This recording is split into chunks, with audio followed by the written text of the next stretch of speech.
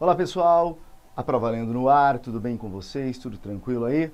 Hoje um programa especial para o Dia das Mulheres, que foi ontem, comemorado oficialmente ontem, dia 8 de março, mas aqui no nosso programa a gente não poderia deixar passar em branco essa data tão importante que lembra, que luta pela igualdade dos gêneros, né? Dos homens e mulheres que caminham por esse mundo aí em busca de felicidade, encontrar uns aos outros, se divertir, se reconhecer, trabalhar, brincar, procriar e tudo mais. Então é uma data importantíssima ainda. Eu que estou em sala de aula sempre olho para as minhas alunas e olho os meus alunos e comento essas questões. E claro, eles sempre problematizam e ainda vem, né, muita diferença entre ser um menino, certo?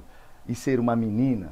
Até hoje, 2017, a gente vê, né, as diferenças, claro, as diferenças biológicas, não estou, né, falando disso, mas das diferenças sociais, econômicas e políticas que implicam ser um menino e ser uma menina, ok?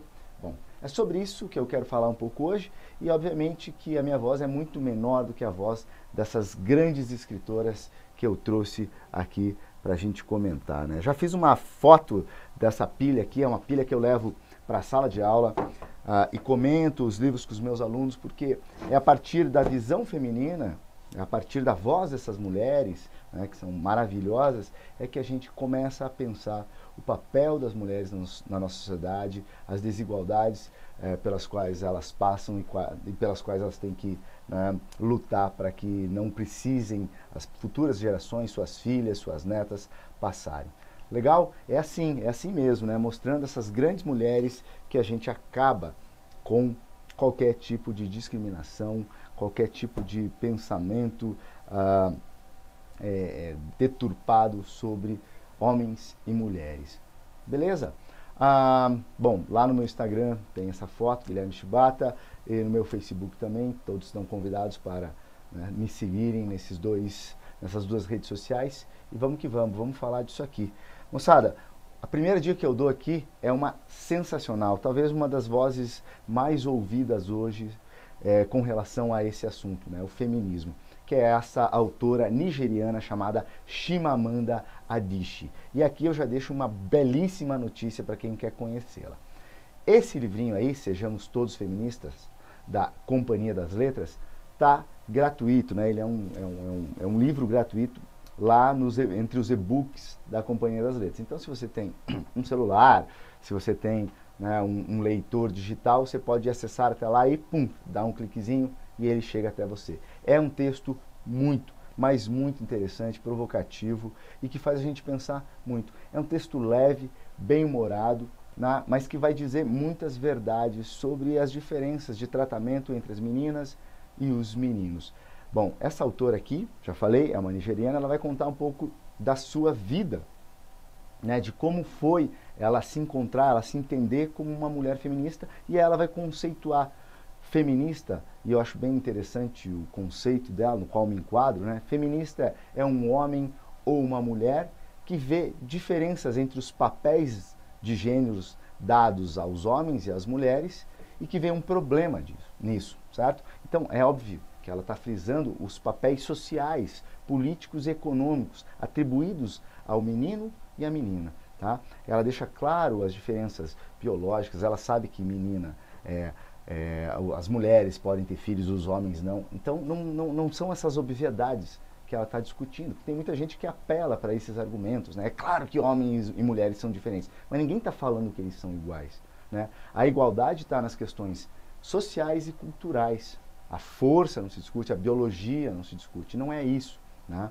Mas um papel mais profundo, um papel de ser humano, de se entender gente e ser olhado como pessoa, né? A pessoa social e importante para essa sociedade. E aí sim, né, esses papéis são desiguais. Esses papéis tendem a ser muito mais importantes quando se é homem numa sociedade ocidental do que quanto se é mulher ocidental ou oriental também, né? Beleza? Bom, vamos continuando aqui então com essa grande autora aqui, Chimamanda. Esse livrinho é uma palestra que ela fez para TED. Manjam aquelas séries de palestras da TED. Então, se você quiser escutá-la, conhecê-la, você também pode digitar este nome, esse título, né? Sejamos Todos Feministas, Chimamanda, e não tem erro, você vai cair lá no YouTube bem na frente dela para escutá-las. Ela tem muita ideia bacana para falar. Eu sempre oriento os alunos a assistirem, porque dá muita, mas muita bagagem e muito repertório sobre esse tema que é tão cobrado e tão discutido hoje, que é o feminismo. Então, se quer ter uma boa, umas boas ideias, uma boa discussão sobre isso, por favor, essa é uma voz importante. Inclusive, dia 7 de março, ela estava na bancada do New York Times, jornal americano, os mais importantes do mundo, se não o mais importante do mundo, sendo entrevistada e conversando. Você vê como a voz dela mundialmente é relevante.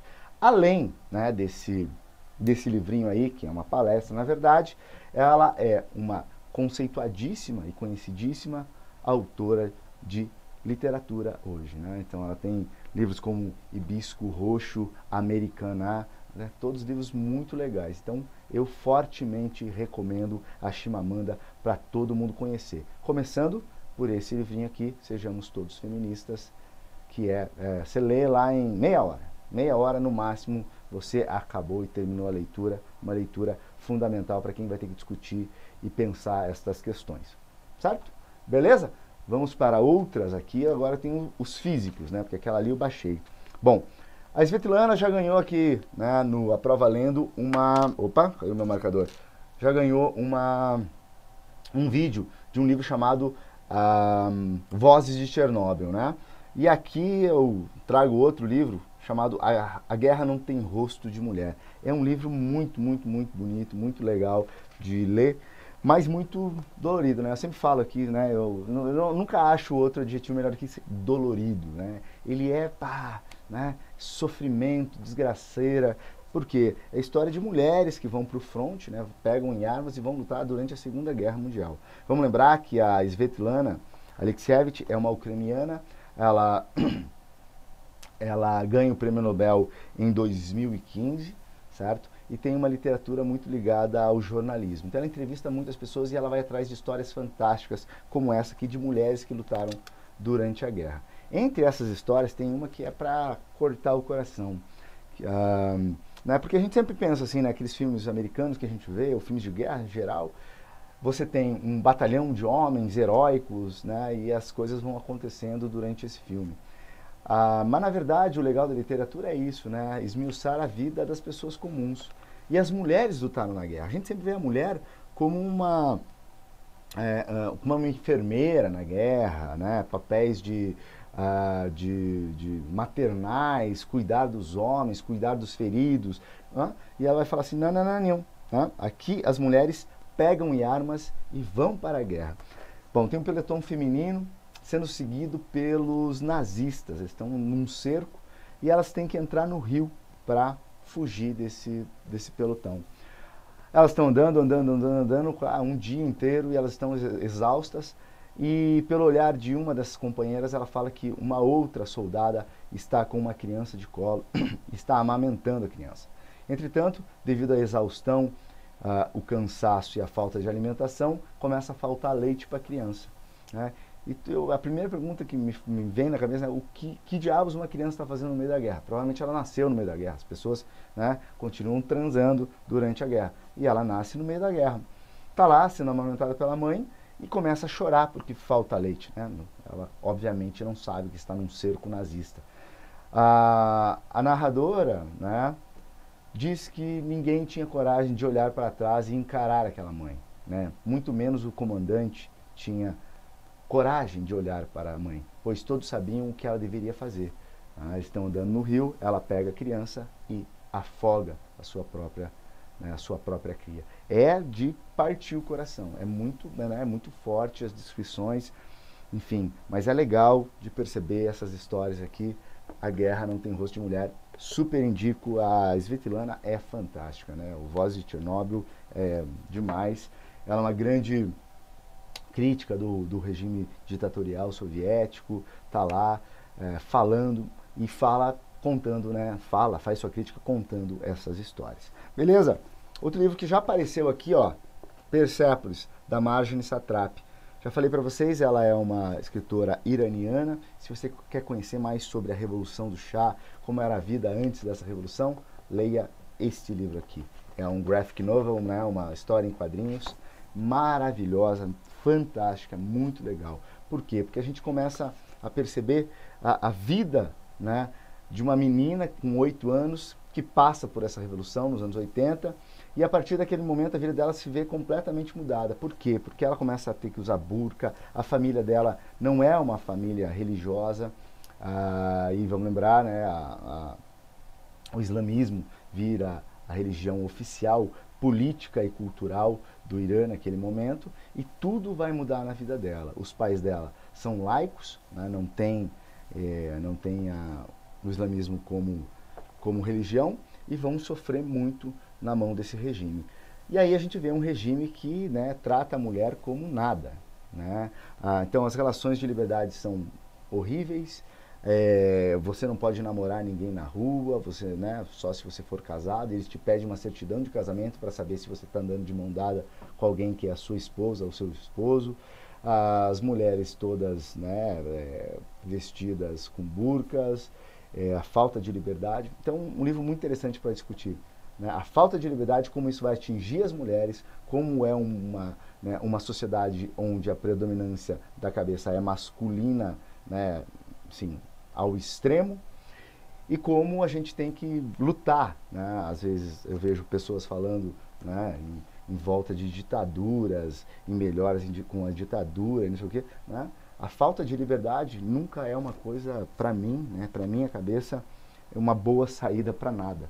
Ou seja, né, lute sempre pela liberdade do outro para que a sua fique garantida. Persépolis nos ensina muito isso aqui, a história da Marjane Satrapi. Outra grande recomendação.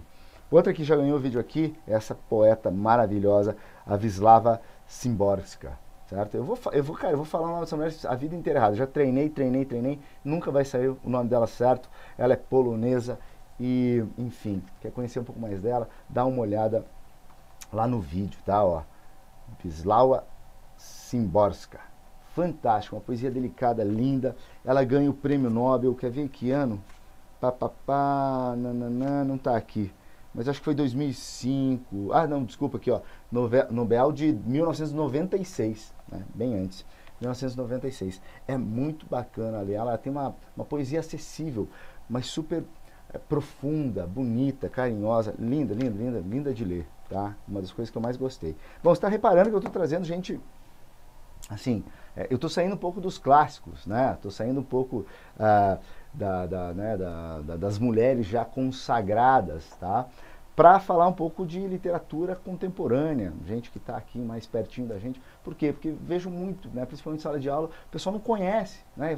Quem são as mulheres? Né? Não quero ler Simone de Beauvoir, eu quero ler alguma coisa aqui hoje, tá? Falando da gente. Tá? Então são essas são as grandes mulheres que a gente tem que conhecer.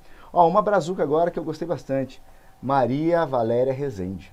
Tá? Esse romance 40 dias é bem interessante, é bem legal, né? Ela é uma freira, cara, é surpreendente a história dessa mulher, né? Maria Valéria Rezende, ela é uma freira, cara, mas escreve, velho, escreve muito bem, com uma paulada. Esse aqui é um super romance interessante de vocês conhecerem, tá? Tá aqui minha indicação brazuca para esse dia.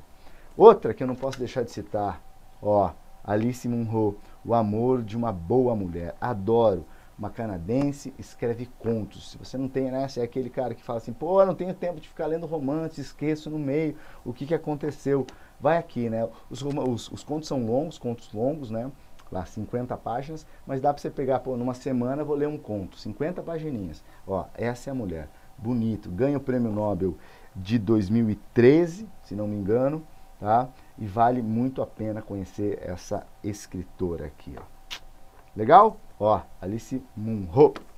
E para fechar, né, a minha dica mais forte aqui, meus amigos sabem, né, que eu sou o cara que mais faz propaganda desse livro aqui.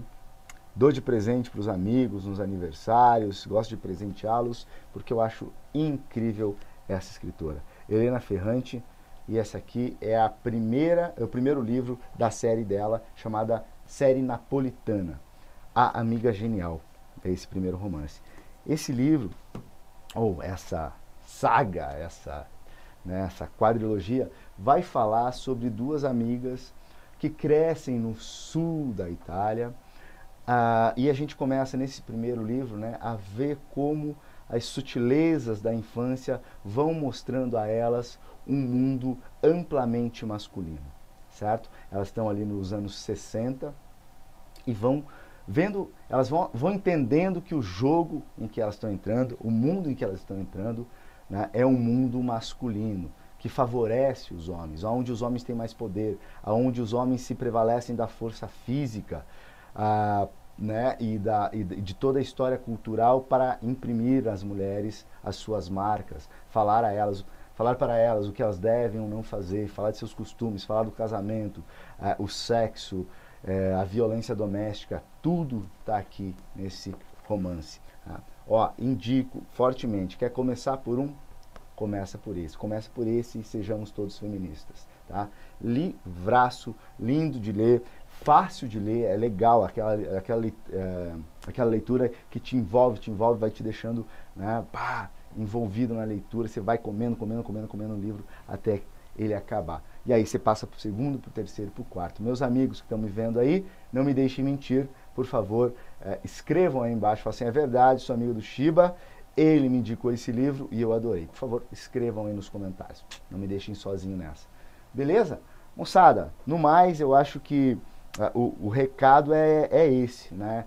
Nada melhor do que grandes mulheres para a gente perder completamente a noção, né, de que há uma diferença cultural, política entre homens e mulheres. Né? Diferenças nós temos, obviamente, biológicas, mas elas não chegam nem perto de poderem justificar qualquer tipo de predileção por uma pessoa ou por outra por conta do seu gênero, certo? O que a gente fala aqui são sobre papéis sociais que homens e mulheres vão ter que desempenhar. E eles, né, muitas vezes são muito mais pesados para as mulheres. É isso que um livro como esse diz, é isto que um livro como este nos diz, e é isto que um livro como esse nos diz. Sem ser nada panfletário, né, essas grandes escritoras estão aqui hoje, vivendo nesse mundo, em 2017, para nos dizer, nós somos muito, muito boas escritoras e somos tão boas quanto qualquer homem poderia ser. E eu digo isso muito porque é muito triste para mim, eu converso com os alunos, olhar, né, por exemplo, quando eu vou dar aula para o começo, a primeira parte da literatura, até o século XIX, até o romantismo. Então a gente começa a história da literatura brasileira, ou de língua portuguesa, lá na Idade Média, no século XII, e a gente vai até o século XIX e a gente fala sobre nenhuma mulher, zero. Né? Nenhuma mulher é citada, não temos escritoras para falar. Então é muito difícil você dar aula, por exemplo, num primeiro ano, que vai até o século XIX. E eu pergunto para os alunos, quantas mulheres vocês acham que vocês vão ler? Que os livros, né, que os guias de literatura, que as histórias de literatura vão, né, analisar? Nenhuma mulher, certo? Então é muito chocante isso. E isso tem que ser observado. A história da literatura é uma história masculina até o século XIX. É uma história que só tem uma visão masculina até o XIX, certo? Bom, a gente já está mudando isso e espero que tenhamos muito mais avanço daqui para frente. Beleza? Ó, lendo isso aqui, você está munido de boa literatura, de bons pensamentos e de muita alegria para vocês aí. Um grande beijo para todas as mulheres que me assistem por aqui. Força aí, tamo junto nessa luta. Um grande abraço para vocês e até a próxima. Tchau, tchau.